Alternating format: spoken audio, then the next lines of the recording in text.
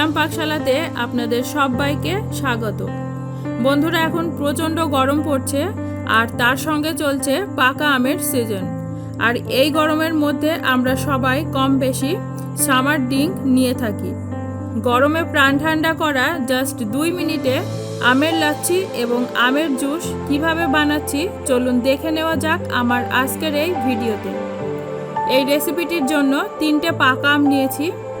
প্রথমে আমি লাচ্ছিটা বানাবো, এর জন্য 2টো আম খোসা ছাড়িয়ে টুকরো করে কেটে নিয়েছি। এখন একটি মিক্সিং গ্রাইন্ডারে আমের টুকরোগুলো নিয়ে নিচ্ছি। এর সাথে সামান্য ছোট এলাচ পাউডার, 3 টেবিল চামচ চিনি, এর থেকে আর বেশি দেব না কারণ আমটা প্রচণ্ড মিষ্টি। হাফ বাটি টক দই দিয়ে দিচ্ছি আর দেব 1 গ্লাস পরিমাণ ঠান্ডা জল। এখন এটা ভালো করে গ্রাইন্ড করে নেব। এখানে আপনারা আইস কিউব ব্যবহার করতে পারেন, আমি দিচ্ছি না কারণ টক দইটাও ঠান্ডা, আবার যে জলটা ব্যবহার করলাম ওটাও ফ্রিজের ঠান্ডা জল। দেখুন বন্ধুরা, গ্রাইন্ড করা হয়ে গেছে। এর ঘনত্বটা দেখিয়ে দিচ্ছি, একদম পারফেক্ট। আপনাদের যদি মনে হয় খুব ঘন হয়েছে তাহলে সামান্য একটু জল ইউজ করতে পারেন। তো বন্ধুরা, আমার পাকা আমের লাচ্ছি একদম রেডি। এখন সার্ভ করার জন্য গ্লাসে ঢেলে নিচ্ছি।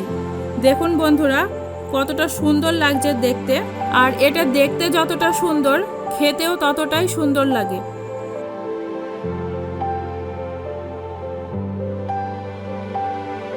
প্রথমটা হয়ে গেল, এবার দ্বিতীয়টা দেখাবো পাকা আমের জুস বানাবার জন্য একটা পাকা আম নিয়েছি।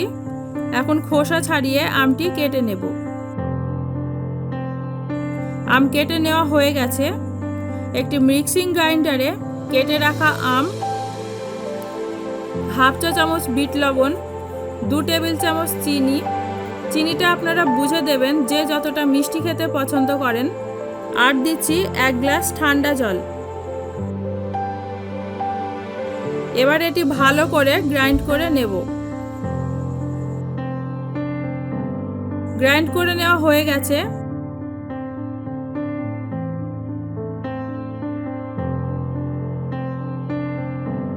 আমি এখানে আরও 1 কাপ মতো জল অ্যাড করছি।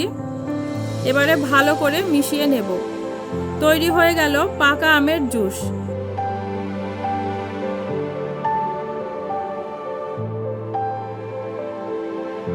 এটি সার্ভ করার জন্য গ্লাসে ঢেলে নিচ্ছি। এই পাকা আমের জুস ছোট থেকে বড় সকলেই কিন্তু আমরা খেতে পছন্দ করি।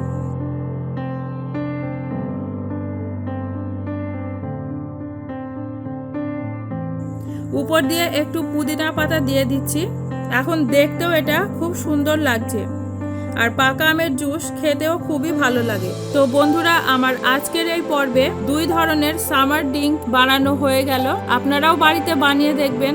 তাহলে আজকে এই পর্যন্তই। দেখা হচ্ছে অন্য কোনো পর্বে নতুন কোনো রেসিপির সাথে। ততদিনে খুব ভালো থাকবেন, সুস্থ থাকবেন। ধন্যবাদ।